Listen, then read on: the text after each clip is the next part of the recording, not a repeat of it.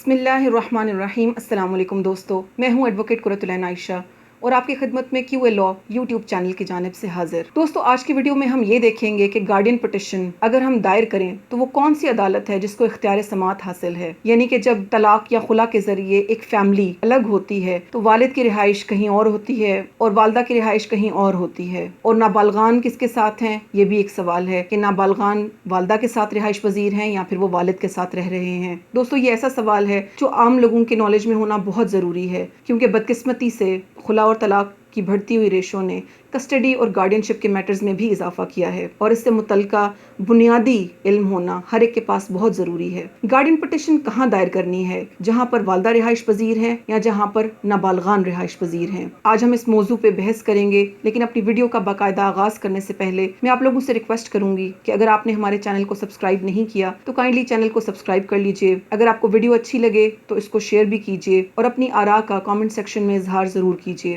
Video کا باقاعدہ آغاز کرتے ہیں. دوستو، دی گارڈینز اینڈ وارڈ ایکٹ 1890 کا سیکشن 9 سب سیکشن 1 ہمیں یہ بتاتا ہے کہ گارڈین پٹیشن وہاں دائر کی جائے گی جہاں پر نابالغ رہائش پذیر ہو، خواہ وہ ماں کے ساتھ رہ رہا ہے یا پھر وہ والد کے ساتھ رہائش پذیر ہے. یہ رول وہاں تک اپلیکیبل ہے جب تک ہم مائنر کی ذات کے حوالے سے گارڈین شپ اپلائی کریں گے. اگر ہم مائنر کی پراپرٹی کی گارڈین شپ اپلائی کرنے جا رہے ہیں تو گارڈین پٹیشن وہاں پر بھی دائر کی جا سکتی ہے جہاں پر نابالغ کی پراپرٹی واقع ہے. سیکشن 9 بہت ہی کلیئرلی یہ بات مینشن کرتا ہے کہ گارڈین پٹیشن صرف وہاں دائر کی جا سکتی ہے جہاں پر نابالغ رہائش پذیر ہو. لیکن بہت سارے کیسز میں مختلف سرکمسٹانسز ہوتے ہیں، مختلف فیکٹس ہوتے ہیں، جس میں کبھی کبھار والد بچوں کو ماں سے چھین کر اپنے پاس رکھ لیتا ہے یا والدہ بغیر بتائے بچوں کو اپنے پاس رکھ لیتی ہیں. اب گارڈین پٹیشن کے لیے کون سی عدالت کو اختیار سماعت حاصل ہے، اس کو ڈیسائیڈ کرنے کے لیے سب سے پہلی جو رہنمائی لی جاتی ہے وہ سیکشن 9 سے لی جاتی ہے. سیکشن 9 تو یہ کہتا ہے کہ نابالغ کی رہائش، لیکن اس کی کانٹری ایک اور سیکشن بھی ہے جو کہ West Pakistan family courts act 1964 کا section 7 sub section 2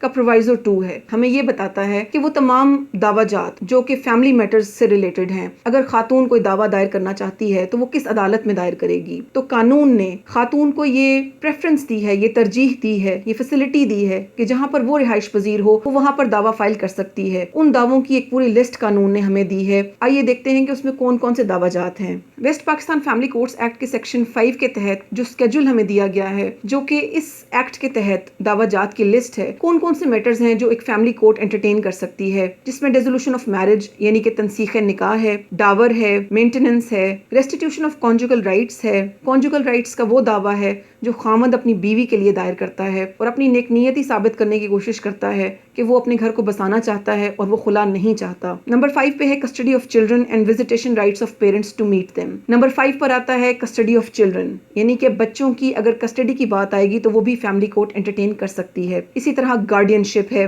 جیکٹیٹیشن of marriage ہے، ڈاوری ہے یعنی کہ سامان جہیز کے حوالے سے کوئی دعویٰ، personal property and belongings of a wife, اگر کوئی پرسنل پراپرٹی یا وائف کی کوئی ذاتی ملکیت میں اس کی کوئی چیزیں ہیں ان کی ریکوری کا کوئی دعویٰ کرنا ہے تو اس کو بھی فیملی کورٹ انٹرٹین کر سکتی ہے. سیکشن 7 کے سب سیکشن 2 کے پرووائزو میں دی گئی یہ لسٹ ہمیں یہ بتاتی ہے کہ خاتون یہ تمام دعویٰ جات فیملی کورٹ میں کر سکتی ہے، اور ان تمام دعویٰ جات پر ٹیریٹوریل جورسڈکشن کے حوالے سے ایک ہی رول اپلائی کرتا ہے، اور وہ یہ ہے کہ جہاں پر خاتون رہائش پذیر ہوں گی وہاں پر دعویٰ دائر کیا جا سکتا ہے. اب اگر دیکھا جائے تو گارڈین شپ اور کسٹڈی کے حوالے سے بھی خاتون وہاں پر دعویٰ دائر کر سکتی ہیں جہاں پر خاتون خود رہائش پذیر ہیں. یہاں پر section 7 has an overriding effect on the section 9 of guardians and ward act, یعنی کہ جب یہ دونوں سیکشنز آمنے سامنے آ جائیں گے تو سیکشن 7(2) کو پریفرنس دی جائے گی. جہاں پر خاتون رہائش پذیر ہیں، گارڈین یا کسٹڈی کے حوالے سے بھی دعویٰ وہیں پر دائر کیا جائے گا. اس کے حوالے سے عدالتوں نے اپنے مختلف فیصلہ جات میں مختلف آبزرویشن دی ہیں. میں سائٹیشن کے ساتھ آپ لوگوں کے ساتھ شیئر کروں گی تاکہ اس بات کو مزید ایلیبوریٹ کیا جا سکے کہ گارڈین پٹیشن صرف وہاں فائل نہیں ہوتی جہاں پر نابالغ رہائش پذیر ہو،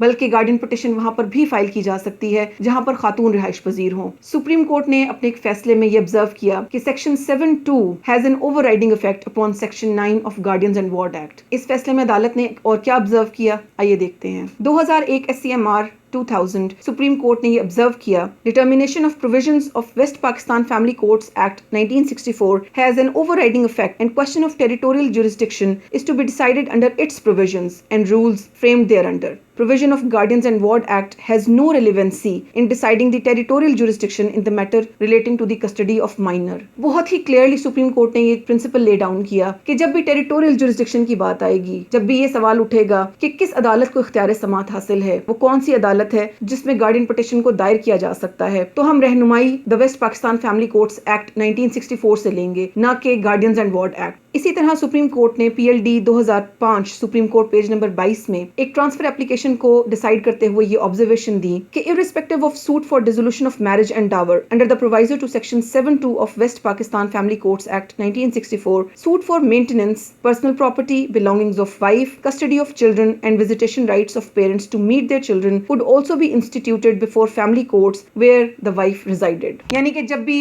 وائف اور مائنر الگ الگ رہائش پذیر ہیں تو یہاں پر سیکشن 9 نہیں بلکہ سیکشن 7(2) کو ترجیح دی جائے گی اور پٹیشن وہاں پر دائر ہوگی جہاں پر خاتون رہائش پذیر ہیں. اسی طرح عدالت نے 2011 CLC 146 لاہور میں یہ ڈیسائیڈ کیا کہ خاتون کو جو لیجسلیچر نے فیسیلیٹیشن دی ہے کہ ان تمام دعوی جات کو وہاں دائر کیا جائے گا جہاں پر خاتون رہائش پذیر ہیں. اگر ہم سیکشن 9 کو پریفرنس دیں گے کہ خاتون کو فیسیلیٹیٹ کیا جائے، وہ کمپلیٹلی لاسٹ ہو جائے گی. عدالت نے کیا آبزرو کیا، آئیے دیکھتے ہیں.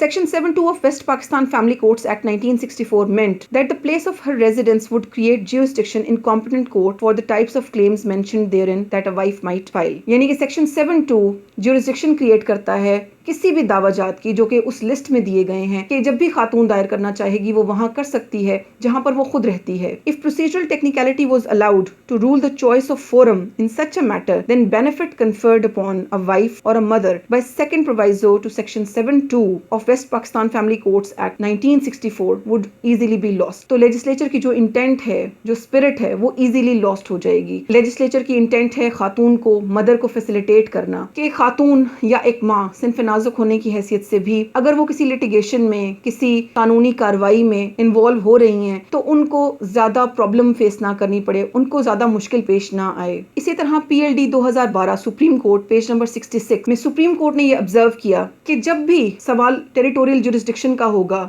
in case of guardianship and custody تو ہم تو رہنمائی section 9 of Guardians and Ward Act کے بجائے section 7(2) of West Pakistan Family Courts Act سے لیا جائے گا. عدالت نے کیا آبزرو کیا، آئیے دیکھتے ہیں. Territorial jurisdiction determination. For the purpose of determining the territorial jurisdiction of family court, it is the West Pakistan Family Courts Act 1964 and rules framed thereunder which are taken into account and not the provisions of section 25 of Guardians and Ward Act 1890. کہ جب بھی territorial jurisdiction کو decide کرتے ہوئے نابالغ کی رہائش اور والدہ کی رہائش انڈر کوشچن آئے گی، یعنی کہ نابالغ کی رہائش کے دعویٰ وہاں دائر کیا جائے جہاں نابالغ رہائش پذیر ہے یا وہاں کیا جائے جہاں پر ماں رہائش پذیر ہے، تو رہنمائی سیکشن 7(2) سے لی جائے گی، یعنی کہ ماں کی رہائش کو ترجیح دی جائے گی. چونکہ ہم ایک سیٹ پیٹرن پر چل رہے ہوتے ہیں اور نارملی ہم صرف گارڈینز اینڈ وارڈ ایکٹ کے سیکشن 9 سے رہنمائی لیتے ہیں جس کے مطابق نابالغ کی رہائش ہی اصل جگہ ہے جہاں پر دعویٰ دائر کیا جا سکتا ہے. ایک کیس کے دوران مجھے یہ ورکنگ کرنے کا موقع ملا، آپ لوگوں کے ساتھ شیئر کرنا اپنا فرض سمجھتی ہوں. آئی ہوپ کہ آپ بھی اس ورکنگ سے فائدہ اٹھائیں گے. اگر آپ کو ویڈیو اچھی لگے تو کامنٹ سیکشن میں اپنی آراء کا اظہار ضرور کیجیے گا. آج کی ویڈیو بس یہیں تک، انشاءاللہ نیکسٹ ویڈیو میں آپ سے پھر ملاقات ہوگی. تب تک کے لیے السلام علیکم ورحمۃ اللہ وبرکاتہ.